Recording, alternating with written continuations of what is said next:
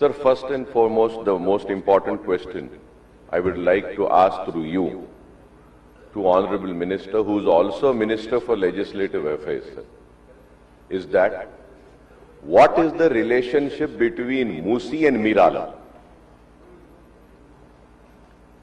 Is Miralam part of Musi or Miralam is separate?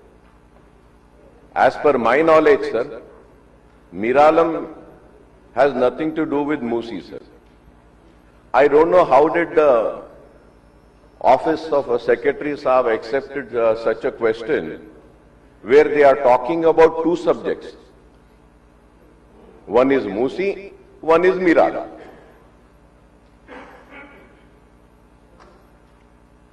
Sir, whenever any issue is raised in zero hour also, we are supposed to raise an issue pertaining to a single issue.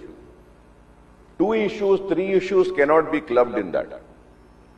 An Honorable Minister Saab, who is also a Legislative Affairs Minister, is giving a reply. Sir, a member will give any question. It is the duty of the office of the Secretary, Legislative Affairs, that he should look into that, what is the concern, and he should correct the questions and then admit the questions. So I think it's high time that government should take a serious note in such things, and the performance needs to be improved. I hope they will take it serious and improve themselves and also this, sir. It is very sad, sir. అసలు ఈ Musi modernisation ప్రాజెక్టుకు ఎంత ఖర్చు అవుతుంది? ఒకసారి ముఖ్యమంత్రి గారు 1,00,000 కోట్లు ఖర్చు పెడుతున్నామన్నారు, ఒకసారి 1,50,000 కోట్లు ఖర్చు పెడతామని డిఫరెంట్ టైమ్స్ లో డిఫరెంట్ స్టేట్మెంట్స్ వచ్చాయి. అసలు ఈ మూసీ ప్రాజెక్టు సుందరీకరణ మీద రాష్ట్ర ప్రభుత్వం ఎంత ఖర్చు పెట్టాలనుకుంటుంది? ఎందుకంటే ఒకవైపు పిల్లల స్కాలర్షిప్లు ఇవ్వమంటే డబ్బులు లేవు, కోసుక తింటారా అంటున్నారు, లేదా రిటైర్డ్ ఎంప్లాయీస్ కు డబ్బులు ఇవ్వండి అంటే డబ్బులు లేవంటున్నారు. మూసీ సుందరీకరణ మీద 1,00,000 కోట్ల 1,50,000 కోట్ల ఎంత ఖర్చు పెడతామనుకుంటుంది ప్రభుత్వం? సూటిగా సమాధానం చెప్పండి.